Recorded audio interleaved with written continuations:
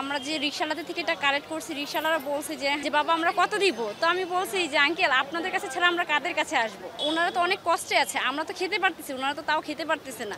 তো ওনাদের যদি আপনারা সাহায্য করেন, না করলে কারা করবে? বাবা বলতেছে হ্যাঁ বাবা বুঝছি, তোমরা যখনই আসবে আমরা যেই কয়টাকেই পারে আমরা সাহায্য করবো।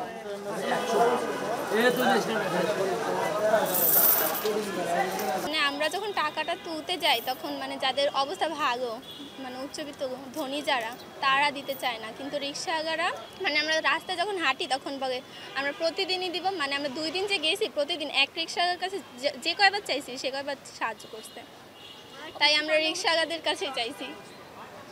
মিরপুর এলাকা। হ্যাঁ, মিরপুর এলাকা আর ইসিবি চত্বর, বাউনিয়াবাদ বাজার। কলেজের কিন্তু হচ্ছে আমরা আমাদের এলাকা থেকে এই উদ্যোগটা নিয়েছি, যে মনে করেন এলাকার কিছু ছেলে মেয়ে মিলে, যেমন বিভিন্ন কলেজেরই ছিল, কিন্তু একটা এলাকায় তো আর হচ্ছে সব একই কলেজের পড়ে না, বিভিন্ন কলেজে ছিল, তো স্কুলে ছিল 6-7-এর, তো ওরা হচ্ছে মিলে আমরা প্রায় 6-7 জন মিলে হচ্ছে এটা হচ্ছে আমরা বিভিন্ন মানে জায়গায় জায়গায় গিয়ে কালেক্ট করছি প্রায় 3 দিনে কালেক্ট করে হচ্ছে আমরা এই টাকাটা এখানে এসে দিয়ে গেছি।